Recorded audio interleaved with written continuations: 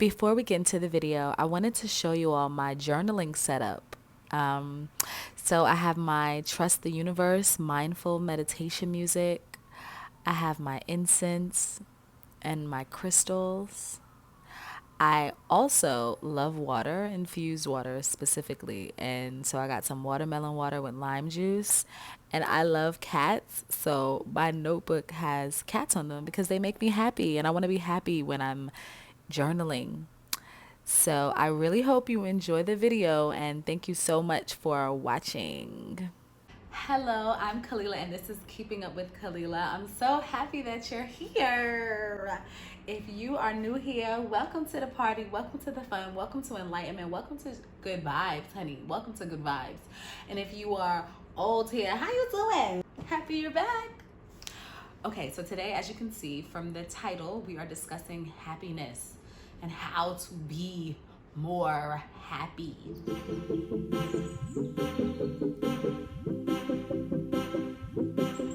First, it's very important that we understand that happiness doesn't come from the outside. I'm giving y'all Mr. Rogers, Barney vibes. You gotta feel it from the inside. It's a real thing.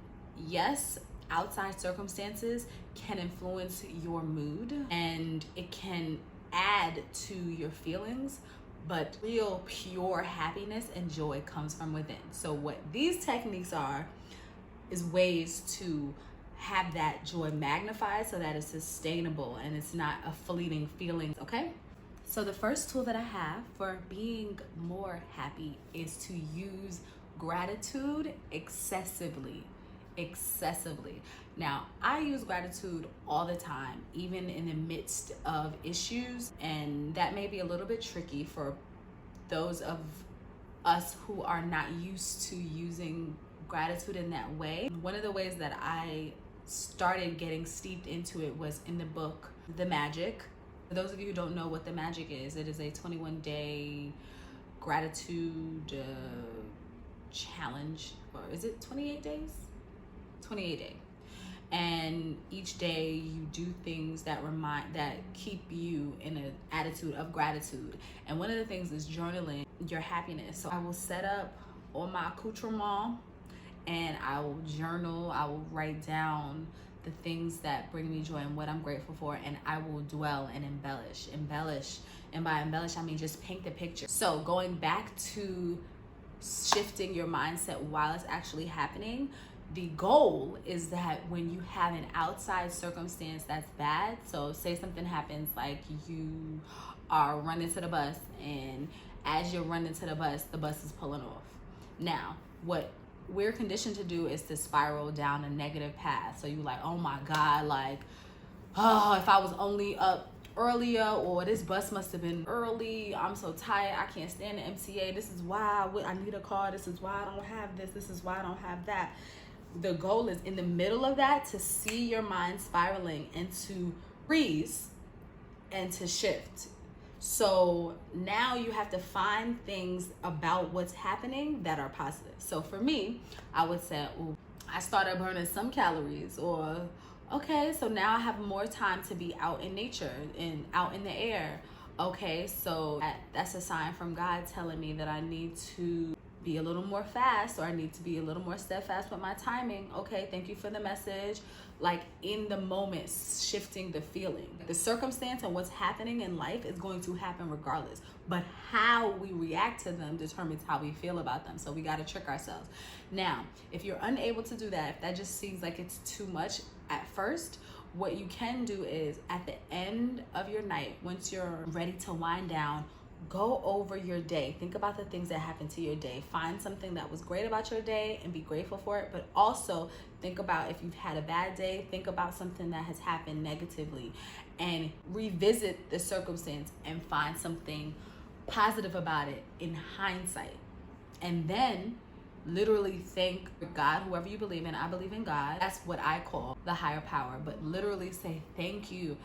Thank you, God, for the opportunity to run for the bus. There are some people who don't even have working bus systems. There are some people who don't even have legs. I have legs. I am healthy. I am really feel it and resonate that so that it can send out the signals that you want. Now, I wanted to mention that when I was in the beginning of my manifestation journey, the idea of gratitude, I understood it, but there was a part of me that felt like, how am I supposed to be grateful for and projecting and visualizing a brand new car, but while I'm saying thank you for having me on a bus? Like, how does that work? And after doing some more studying around the theory and around the science behind it, I think I understand it a lot better, and I can explain why. So the way manifestation works is it's kind of like a radio station. It's kind of like finding the right channel and frequency to hear and receive the sound that you want. When you're in a negative situation, so let's just call it a spade. If you're taking the bus and you know you want to be driving a car, the cat just turned on the PS3, so I don't know what that's about, but okay. When you are thinking about your negative situation and you're like, oh my God, like it's so raggedy, I thought I would be better off by now, like now I gotta take this bus and be around all these people, and this is so disappointing, and I should, like, what you're doing is you're sending out the vibes and you're sending out signals to God and to the universe that you are dissatisfied. So you're sending out, I am unhappy, this is not enough, I should be better. You're sending out negative, and what you're sending out is what you're going to receive. So that's only going to put you in alignment to receive more of what you're feeling. So the key and the trap is to feel good and to send out signals that are good so that your circumstances will change frequencies, not the other way around. So once you're saying, thank you for having me on this bus, thank you, you're feeling the joy that you would feel as if you're driving your car, which will then have a beautiful car show up in your life. Okay? So I'll just put you on some game, on the frequency game. That's what we're trying to do, is be in alignment. Because the way the world works, the universe and God is ready to give you what you deserve. It's ready for good things to come. Your dream job, your dream love, your dream bank account, your dream experiences are literally like right there. And you getting on the right frequency is just strengthening the pull to you. If you sending out, no, I don't want it, all you're saying is, I don't want that. So we got to trick it, okay? Now, the second technique of being more happy is prioritize your joy. We will prioritize our job, our relationship, our looks, but the idea of making sure you do something that brings you joy every day isn't so common. It should be, because you prioritize putting yourself in joyful situations, you will be exhibiting joyful feelings, which will then transfer into your joyful circumstances. So you want to literally make a conscious effort to do things that bring you joy. Now, it can be as small as Googling funny memes to as big as you planning an entire day for things that you love to do. What I like to do is I'll go and Google some funny memes and I'll just read them. I'll scroll and I'll read them. Sometimes I get more specific with the category, but I'll just sit there and read and chuckle, and it's great. It'll feel like a weight is lifted off of me, because laughter is the direct connect to happiness and joy. That was a good one. So if you don't know what brings you joy, this is your homework. Find your joy. Write down at least 10 things that bring you joy. Talking to this specific person, watching this TV show, being near the water, listening to this type of music, holding your cat, holding your child, not holding your child. But whatever it is, prioritize it and do something that brings you joy once a day. If you liking these tips so far, please like the video right now, right now. Subscribe to my channel right now. Put on your notification bells right now. Because we want to keep this party going and we want more people to see this video. The third tip to being more happy is to add value to someone else. Oh, Y'all ain't think I was going to say that. Oh, this is a master trick, because when you give, you will receive. It's very difficult to see someone else's joy or to influence someone else's joy and to not receive joy from doing that. Whenever you're feeling down or you're feeling a little bit upset, focus on someone else. Write a letter to a family member, a friend, a loved one. You know, you can describe, you can write a letter about why this person means something to you. You know, you could send an edible arrangement. You can give a really, really extensive compliment. That's words of affirmation. You can make their life easier. If you know your friend is super duper swamped, send them some money for a treat or offer to do their laundry. There's ways to add value to someone else's life. Add value to their progress. If they've told you that they have a dream or a goal, do something that gets them closer to their goal. Add value. I promise you the feeling is immediate. When they say that thank you or that appreciation, or even if just from you realizing that you've helped and you've added, you've contributed. It's one of the major things that we need, is to feel valued. And that's a direct way, honey, to receive that validation. The fourth and final tip on being more happy is visualization. Now,